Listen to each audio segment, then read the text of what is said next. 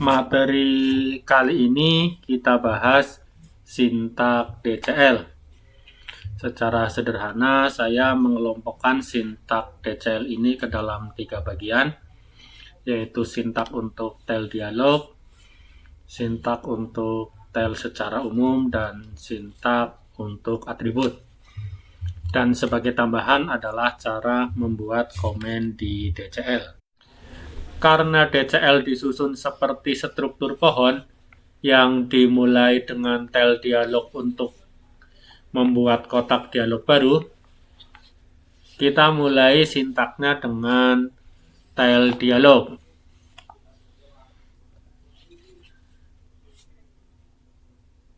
Nama tel dialog dalam satu file harus unik.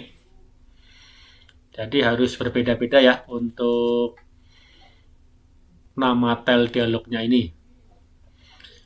Kemudian atribut label digunakan untuk judul tel dialog. Nama tel dialog bersifat case sensitif. Jadi huruf besar dan kecil dianggap berbeda. Nama tel harus diawali dengan huruf. Selanjutnya boleh menggunakan huruf, angka, dan tanda garis bawah. Dalam satu file .dcl bisa terdiri lebih dari satu kotak dialog. Ini hubungannya dengan yang pertama tadi ya, yang nama tel dialognya dalam satu file harus unik. Jadi kalau kita ringkas sintaknya seperti ini ya.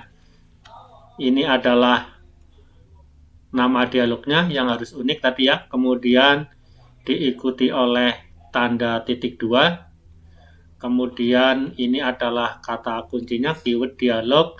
Kemudian kurung kurawal buka. Di dalamnya nanti ada atribut jika diperlukan ya, untuk setting penempatan ataupun nanti untuk penampilan dialognya. Kemudian nanti diikuti oleh sintak tel secara umum. Ini bisa ditukar-tukar ya tempatnya. Kemudian diakhiri oleh kurung kurawal tutup. Nah ini nanti kalau misalnya dalam satu file ada lebih dari satu ya kita ulangi lagi ya di sini di bawahnya nanti name yang jelas name-nya itu harus unik. Berikutnya adalah tel secara umum. Sintak tel secara umum saya ambil dari sintak untuk merefer ya atau referensi atau mengacu ke suatu tel yang sudah didefinisikan. Jika tidak merubah atribut dari tel yang sudah ada definisinya, cukup nama tel dengan diakhiri titik koma. Seperti ini ya. Ini namanya, kemudian nama telnya yang sudah didefinisikan ya. Kemudian ini diakhiri dengan titik koma. Jika merubah atribut dari tel yang sudah ada definisinya, sintaknya seperti ini ya.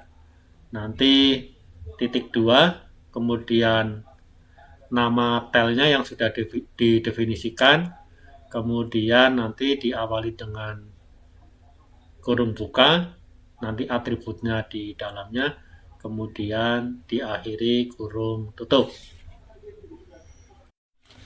Selanjutnya adalah atribut. Atribut digunakan untuk mengatur tampilan dan susunan tel.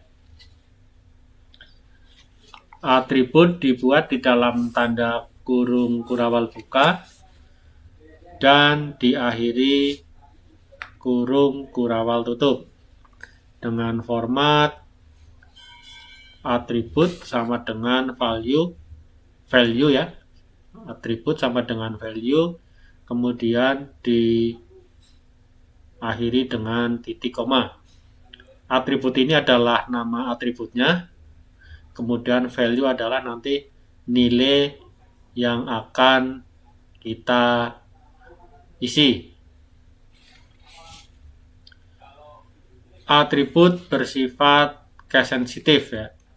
Ini berarti baik namanya maupun value-nya itu tergantung huruf besar dan huruf kecilnya. Selanjutnya adalah cara membuat komen, yaitu untuk komen satu baris kita gunakan tanda double slash ya, diikuti dengan komennya.